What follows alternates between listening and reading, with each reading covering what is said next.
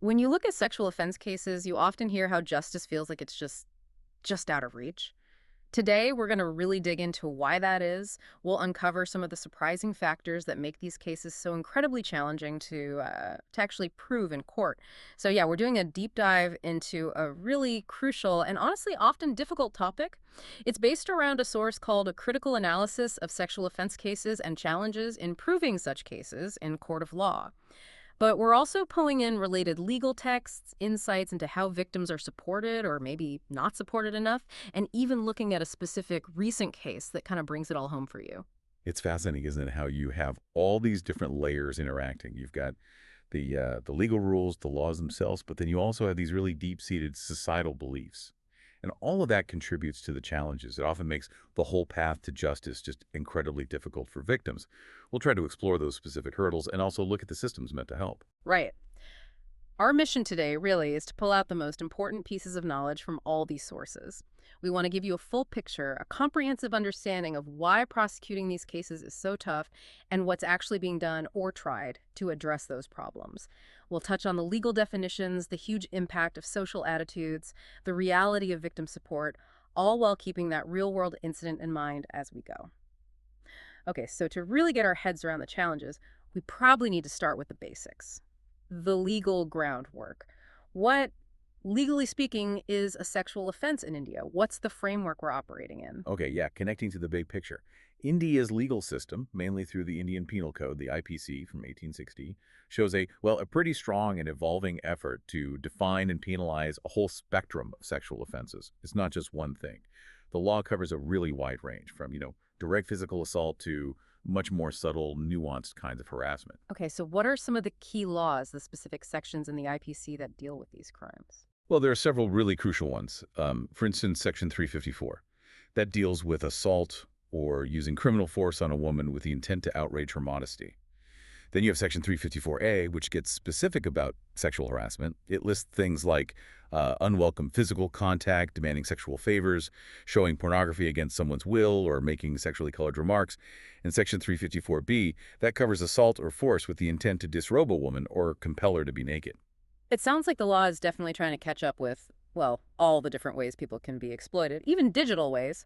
Oh, absolutely. Section 354C tackles voyeurism. That's watching or taking pictures or videos of a woman in a private act without her consent. Or, crucially, spreading those images. And what's really important there is the law clarifies. Even if someone agreed to have a picture taken, if they didn't agree to have it shared, sharing it is still an offense. And finally, there's Section 354D, which defines stalking. Things like repeatedly following someone, trying to contact them when they've clearly said no, or monitoring their emails or social media. Now, there are exceptions, for crime prevention or if the conduct was somehow reasonable, but these sections show the breadth of what's considered an offense, and they carry pretty serious penalties. Right. So those are the laws written down, defining the acts, setting out punishments. But like you said, and our sources really hammer this home, defining a crime is one step, proving it in court, that's a whole other ballgame. What's the sort of fundamental legal difficulty once a case actually gets to court? Yeah, a really critical point here is the burden of proof. Sexual offense cases are just notoriously difficult to prove, mainly because of that really high standard, proving guilt beyond a reasonable doubt. Unquote. Our sources, like the one from White Black Legal, they really emphasize how often these cases hinge almost entirely on the victim's testimony. And that testimony, well, it can be fiercely challenged by the defense. But it's important to say India has made some crucial legal changes. Section 114A of the Indian Evidence Act from 1872 is huge. It basically allows the court to presume the accused did it if the victim says so in court and there's no solid evidence pointing the other way. It's a significant shift in the dynamic. And also the Criminal Law Amendment Act of 2013, that was a major reform. It brought in new offenses related to sexual violence and upped the penalties quite a bit, really aiming to make it maybe less daunting for victims to report and seek justice. And beyond the statutes themselves, there have been some really important court cases, landmark cases, that have shaped how these laws are actually interpreted and used day to day. Yes, definitely. These cases show the complexities involved. Back in 1996, State of Punjab versus Gurmeet Singh, the Supreme Court stressed the need for sensitivity in these cases. It specifically said that the victim's testimony should be given primacy, should be seen as credible. That was a big statement. Then, in State of Himachal Pradesh versus Sanjay Kumar, The Supreme Court tackled the issue of delay. They held that just because someone delays reporting a sexual offense, it doesn't automatically mean it didn't happen. The court said the testimony has to be judged on its own merits. That directly pushes back against a really common tactic used to undermine survivors. And you mentioned earlier things happening behind closed doors. There's a key case about workplace harassment, too, wasn't there? That's right, the Vishaka case, Vishaka and others versus State of Rajasthan in 1997. That focused on sexual harassment in the workplace. And it really highlighted the difficulty of proving offenses that, often happen in private settings where you might not have witnesses or immediate physical proof. Okay, so we've got the legal definitions, the burden of proof issues. But let's unpack it further. Beyond the technical legal stuff, what are the core, sort of tangible challenges that make prosecuting these cases so incredibly hard in the real world? Well, that analysis from White-Black Legal points to a few critical things. Hmm. First, and maybe most obviously, there's often just a real lack of direct evidence. Like we said, these offenses usually happen in private. No witnesses, maybe no immediate physical evidence. And for victims, the reasons for delaying reporting, fear, shame, trauma, whatever it is, that delay can make gathering any later evidence really tough, even though, as we just discussed, the law now says delay itself shouldn't automatically discredit them. That emotional and psychological weight must just be enormous, a huge barrier in itself. Oh, absolutely. That's the second point. The complex power dynamics and the sheer psychological trauma involved. Victims can feel intense shame, embarrassment, or they might be terrified what the abuser will do if they speak out. Offenders often use coercion, manipulation, threats, anything to keep them silent. It makes coming forward and then sticking with a stressful legal process incredibly difficult. And thirdly, something that's often shocking when people first hear it. A huge number of cases involve offenders who are known to the victim, family, friends, partners. That connection, that intimacy can create really complex feelings. Loyalty, love, maybe even intense fear making reporting and testifying against them feel almost impossible for some survivors. There's a paper, Rape and Victim Blaming in India, that backs this up starkly. It noted that in 2012, a staggering 98% of reported rape cases in India involved perpetrators known to the victim. 98%. That figure is just, it's incredibly sobering. And this really brings us smack into the societal side of things, doesn't it? Because it's not just about the crime itself, it's about how society reacts to it. That rape and victim blaming study had some truly stark findings on this. Yes, what's really key to grasp here is how pervasive victim blaming still is. That study, done with 50 Indian men, it revealed some deeply, deeply concerning attitudes. They did this experiment called Set A versus Set B. Participants saw pictures. Set A was a woman in, say, a short dress, maybe looking like she was at a nightclub. Set B was a woman in traditional clothing, like a salwar kurta, maybe pictured at home. They were asked, which woman is more likely to be sexually assaulted? And 35 out of the 50 men initially picked Set A. And even the ones who first said, both could be, changed their minds to Set A when pushed a bit, saying things like she was exposing sexually attractive parts. Wow. And that bias carried through even when they were asked who they'd choose to help. It did. They were asked, if you could only save one, who would it be? 20 men chose Set B, the woman in traditional dress. Their reasons were things like, she looks normal and seems like a good person, or she seems oppressed, sort of implying she'd be less capable of handling the trauma than the woman in Set A. So what this Set A versus Set B thing shockingly shows is this deep-seated bias, right? Where a woman's clothes, her perceived lifestyle, somehow gets twisted into justifying or pre-blaming her for violence. And this isn't just some academic finding. It directly affects how credible victims are seen in real cases. It makes that already steep climb to justice even harder. The study also concluded that while many people still think rape is primarily about sex, the main driver is often power. Sex is used as a weapon, to inflict pain, violence, humiliation.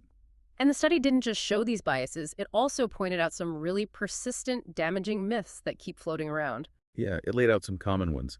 Things like, if women were just more careful, they wouldn't get raped. Or, the main reason for rape is sudden, uncontrollable sexual desire. Or the classic, women ask for it by how they dress or act. Even things like, learning self-defense is the best way for women to stop rape. Or the incredibly harmful idea that you can't be sexually assaulted by your partner or spouse. These myths, they're just so deeply ingrained, and they fuel victim blaming and make it even tougher for survivors to seek help or justice. That's incredibly revealing, yeah. And it feels like this kind of societal lens, these biases, must also affect how we handle cases involving digital evidence, which are becoming more and more common. Absolutely. That critical analysis paper we mentioned, it highlights specific challenges with digital evidence, things from social media, like how do you authenticate a digital file? How do you properly preserve and collect electronic evidence, especially when it might be deleted quickly? And just the complex nature of social media platforms themselves. But there are proposed solutions. The idea is the legal system needs to adapt. Things like specialized training for police and prosecutors on digital forensics, updating laws to keep pace with tech, working with social media companies to get clearer guidelines on collecting evidence, maybe even using newer tech like blockchain or AI to help verify and streamline things. Okay, so you have this incredibly complex legal system, all these societal pressures, the evidence challenges. What does this actually mean for victims who are trying to navigate all this? How are they supposed to be supported once they do decide to come forward? Well, victim support is absolutely crucial, and it's an area that's thankfully getting more attention, though there's a long way to go. In India, the Nirbhaya Fund, set up after that horrific Delhi case, led to the creation of these one-stop centers, or OSCs. The whole idea behind them is to provide comprehensive help, legal, medical, psychological, all under one roof, for women and children who faced violence.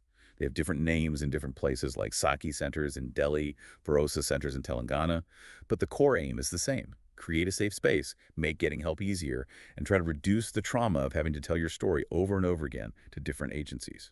Right, so what kinds of essential services are these centers actually set up to offer? They're meant to offer a range of free, confidential services. Things like psychosocial counseling, helping victims deal with the trauma. Although, one source did note there's a need for dedicated psychosocial counselors, not just relying on medical staff for that. They also provide vital legal help assistance with filing police reports, getting restraining orders, just navigating the whole confusing legal system. In Delhi, apparently the OSCs work directly with the legal services authorities for this. They help lodge complaints, FIRs, sometimes even record witness statements using video conferencing so victims don't have to go to the station initially. Police facilitation is another service, like having someone accompany a survivor during police interviews. Medical care is key too: STI testing, pregnancy tests, emergency contraception. Though again, a report mentions some medical wards in these centers weren't fully functional due to missing equipment, which is concerning. And finally, temporary shelter. A safe place to stay for a short period, usually maybe 5 to 7 days, but there are recommendations to extend that to 21 days if someone really needs it. Plus referrals, case management, advocacy, basically trying to cover all the bases. These centers sound incredibly important, like a real lifeline. But you mentioned some issues, and the BPR&D report, that's the Bureau of Police Research and Development, right? Their report highlighted some pretty significant challenges they face. Yes, indeed. That BPR&D report pointed out several problems. Yeah. One major one is just a lack of awareness. A lot of women simply don't know these centers exist or what services they offer. And then there's the huge barrier of fear. Fear of reporting, fear of retaliation from the abuser. That stops many women from ever going to the police or seeking help, even if a center is available. And here's a really striking paradox they found. These centers were largely funded by the Nirbhaya Fund, set up with a key goal of helping rape victims, right? But the report found that the lowest percentage of victims actually going to OSCs are rape victims, the highest percentage, victims of domestic violence. Wow, that is a paradox. It really is. And operationally, there were issues too. Lack of consistent police presence. They recommended needing full-time, properly trained officers there 204/7. And, as I mentioned, sometimes non-functional medical equipment. It's just heartbreaking, isn't it? Thinking about the courage it takes for someone to even consider stepping forward and then facing these kinds of systemic barriers. Absolutely. So, given these operational hurdles, what were the main suggestions, the key recommendations to try and strengthen these crucial support systems, make them work better? Well, the report had quite a few concrete ideas. Firstly, big awareness campaigns. Right. Really getting the word out at the community level using schools, social media, partnerships. Then much better coordination is needed between the OSCs and the police, the courts, NGOs, so it's a smoother process for the victim. A simple thing, but important. Having a widely advertised helpline number that connects all the services. In terms of just reach, they recommended increasing the number of centers, making sure they're accessible, and getting more consistent funding from state and territory governments. And what about improving the centers themselves, making them more focused on the victim's needs and just running more efficiently? Exactly. Lots of suggestions there, too, making them more victim-centered.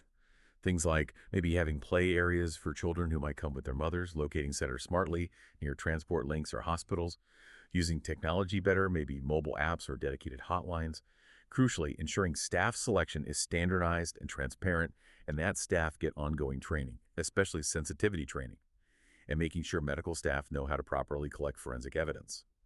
There was also a call for more uniformity, apparently. How centers operate varies a lot between districts, and ensuring they have permanent trained staff, especially the police officers stationed there.